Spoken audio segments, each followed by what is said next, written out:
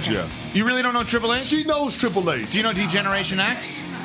Do you know NWO? I know NWA.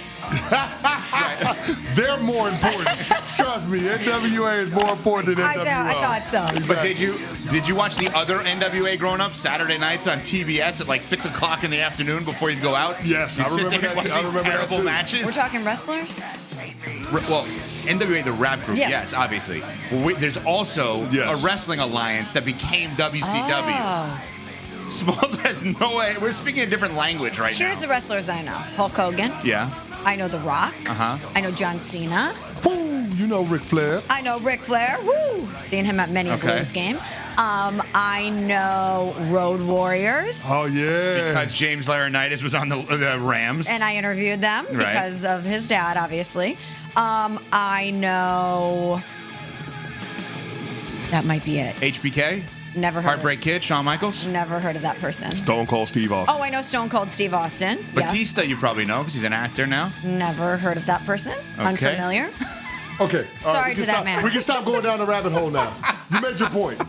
You made your point, sir. Pat may never talk to you again Smalls is after not this. a wrestling No, aficionado, I and had it's to hit okay. him with the Kiki Palmer. Like, sorry to that man. I wouldn't know a thing. Wouldn't know a thing. This is Unsportsmanlike with Evan Canty and Michelle coming to you live from the Seaport, brought to you by Patron. Perfection starts with Patron. So the Eagles are the hottest team right now, or one of the hottest teams in the NFL. Jalen Hurts has been excellent this year in doing what he's supposed to do, which is give Saquon the ball, A.J. Brown the ball, and just run that offense. Nick Sirianni is his head coach.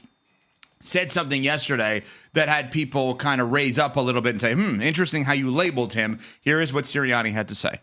We're winning, and a big reason is Jalen Hurts. And so, again, I think what he's doing so well is he's reading the defense. He's taking what they're giving him. When it's not there, he throws it away, or he creates an explosive play with his legs, and that's something that's so unique to Jalen. He's just doing all the little things, all the minute, boring details that a quarterback needs to do to have his team be successful. And he's managing the game, right? And all the minute, boring details. And this is where it gets people to go to the place of, is he a game manager? I am going to just continue to reiterate something. I believe the single biggest compliment a quarterback can get in the NFL is being called a game manager. I don't understand why we look at that as a negative. A game manager, to me, means you are doing everything your coach is asking you to do to win. Patrick Mahomes is a game manager. He is doing everything that Andy Reid is asking him to do to win. What Andy Reid asks him to do is spectacular. It's different than what Brock Purdy is asked to do or Jalen Hurts is asked to do. Josh Allen, game manager. He manages the game as dictated by Joe Brady, his offensive coordinator, Sean McDermott, his head coach. He is doing everything his coach asks him to do. Why is that a bad thing? Why do we hear this and we say, oh, my God, I don't know, maybe can Jalen Hurts not win a big game because he's just a game manager? It's crazy to me. Can Jalen Hurts not win a big game? Of course he can. This guy was in the Super Bowl a couple played years ago. amazing in And the there was Super an Bowl. argument to be made that he played better than Patrick Mahomes, who won Super Bowl MVP. Correct. Yeah, one of the biggest plays in that game was Jalen Hurts airing it out to A.J. Brown, an absolute dime, 50 yards downfield. Couldn't walk it to him any better. So as far as proof of concept, I don't need to see more from Jalen Hurts to know that he is more than capable of being able to put the team on his back when they need him to. The beauty in who the Philadelphia Eagles are, though, is that they haven't had to rely on him to do that. The Philadelphia Eagles aren't playing from behind in the second half of games. As a matter of fact, Saquon Barkley has 1,000 yards rushing just in the second half of games alone. He's running away from the rest of the field when it comes to productivity from running backs in the second half of games. He just came off of his third straight game with 50 yards rushing and a touchdown in the fourth quarter. It's unbelievable what the Eagles have been able to do in terms of forging an identity that allows them to play from ahead, to play with a lead. And oh, by the way, you have the luxury of knowing that your quarterback, Jalen Hurts, can make some throws when he needs to. Jalen Hurts, when it comes to completion percentage above expected, which is basically grading the degree of difficulty with throws, is tops in the NFL this season. Jalen Hurts, of throws of 10 air yards or more, is top 5 in completion percentage on the season. So I know he can push the ball down the field when You need to as a team, and when the opportunity presents itself for explosive plays in the passing game, because defenses are up to the line of scrimmage trying to stop the run. But I don't look at it as a canary in the coal mine that the Philadelphia Eagles don't have to rely on it at this stage in the season just because of how they've played the games and how they've unfolded. I think they've done a tremendous job. I think Jalen Hurts has showed a tremendous amount of restraint, which probably even more impressive is that the head coach has done the same thing. By not forcing the issue, by not trying to force the ball downfield, by allowing the offense to run through Saquon Barkley at this point in the season. Make no mistake about it, there will be a time where Jalen Hurts has to play from behind if the Eagles are going to go on a championship run. And I have full confidence that he's the kind of quarterback that can actually put his team on the winning side if and when that happens. Then why does it feel like he's still a bit underrated? Because everything you just outlined is absolutely correct. Jalen Hurts has been spectacular since he's been in the NFL. He can manage the game and do all the little details required in order for his team to win. He can put the team on his back. He can take his team to a Super Bowl. He can play well enough in order for his team to win the Super Bowl. Yet it feels like, compared to his peers in the NFL, it still seems like he's a bit underrated, which is confusing to me. I don't know why. He doesn't talk. He doesn't give us stuff to say, look at him. He backed it up. He's very Saban-like, who he played for. He's very Belichick-like. He doesn't say anything, right? He doesn't. There's nothing memorable. This is why I love the guy. He gives us nothing memorable. Does Josh Allen talk that much, though? Josh Allen just got engaged to Haley Steinfeld. And he's famous. He's walking into that level of fame. But I'm not saying anything wrong with that. Good for them. Live happily ever after. I'm saying Josh Allen is spectacular in the way he plays and now the way he's living off the field. But even prior to him getting engaged to her, we talked about him in a different way. Maybe it's because of the arm strength. Maybe it's because of the running. Yeah, the big frame. We talk about him in a different way than we do Jalen Hurts, and Jalen Hurts has been to a Super Bowl and Josh Allen has not. But I also think that Jalen Hurts is happily boring. Yes, he is very methodical, that's very not true, deliberate. though. What do you mean that's not true, Pat? We talked before the season. Every time he would say something cryptic about Nick Sirianni, It was a segment for us. Totally So agree. it's not that he doesn't say anything. He says a lot, and we've talked about him a lot. So I don't agree He's just more at all that he's intentional. boring. I don't. Okay, you may be right on some of that, or all of that stuff. You're an Eagles fan.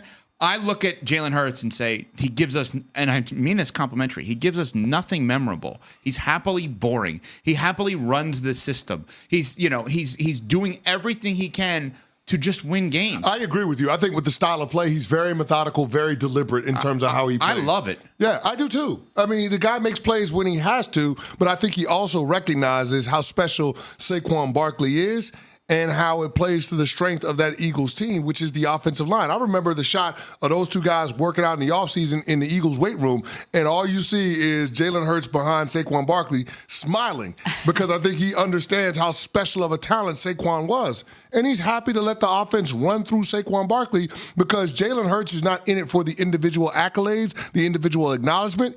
He wants to get back to the big game and actually have a chance to win it. Right. And I think he's perfectly content allowing Saquon Barkley to be the catalyst for that offense, knowing how it complements what the Eagles are doing on the defensive side of the ball as well. There will be a time where Jalen Hurts is going to have to win the game with his arm, but we just haven't seen that so far this season because of how dominant they have been running the football and how dominant they've been on the defensive side of the ball. I think the real test for quarterbacks at times in terms of I will continue to reiterate, game manager equals complement in my mind.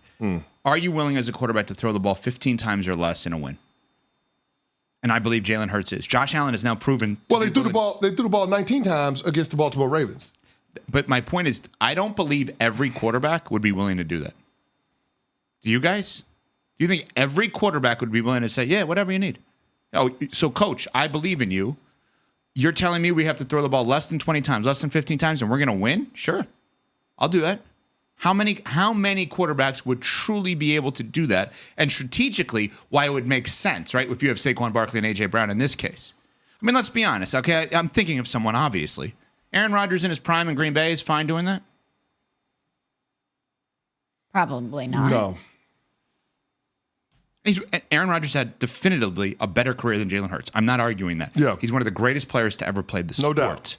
right? He's won 4 MVPs Right. and a Super Bowl. And Pretty good. Right. And Pretty good. Pretty good and resume. for the level of success, Green Bay should have thrown the ball as much as they did because he was that great. I'm just saying there's a level of discipline that I believe Jalen Hurts shows as part of the management of the game that we shouldn't question, we should embrace. But then do we also need to give Nick Sirianni credit for that? Yes. We need to give Jalen Hurts, of course, the requisite amount of credit for being deferential to what's best for the team.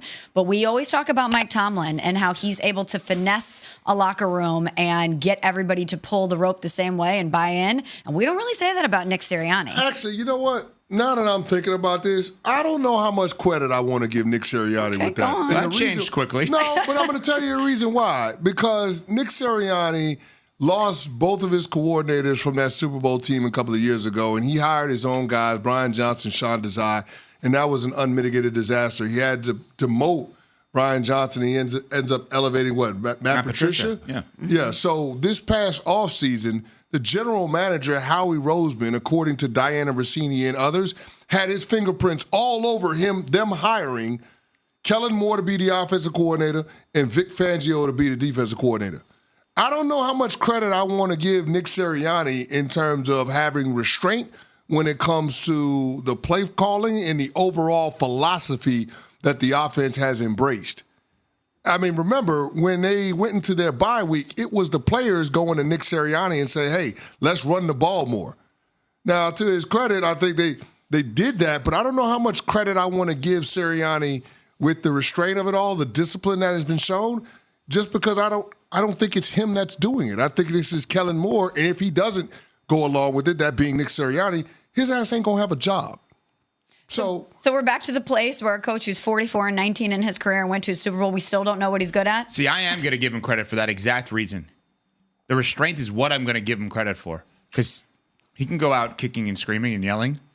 Instead, he's saying, okay, if this is what's going to make the team better, this is what I'm going to do. I don't know how much choice. Welcome to Eagles Nest News, your go-to source for all things Philadelphia Eagles. Today, we're diving into an intriguing story involving Saquon Barkley, his transition from the Giants to the Eagles, and how a former rival, Tiki Barber, has done a complete 180 on his opinion of the star running back. We'll also explore why Barkley is not just a game changer, but a serious MVP contender this season. Let's soar into it. Earlier this year, Tiki Barber stirred up drama by jokingly declaring Barkley did to me after the running back signed a 3-year deal with the Eagles worth up to $46.75 million. At the time, Barber's comments sparked controversy, and Barkley even fired back, accusing Barber of being a hater since his Giants days. But things took a turn recently. During an interview on Philadelphia's 94 WIP, Barber shared that he and Barkley had resolved their differences. After a face-to-face conversation while covering a game for CBS, the two buried the hatchet.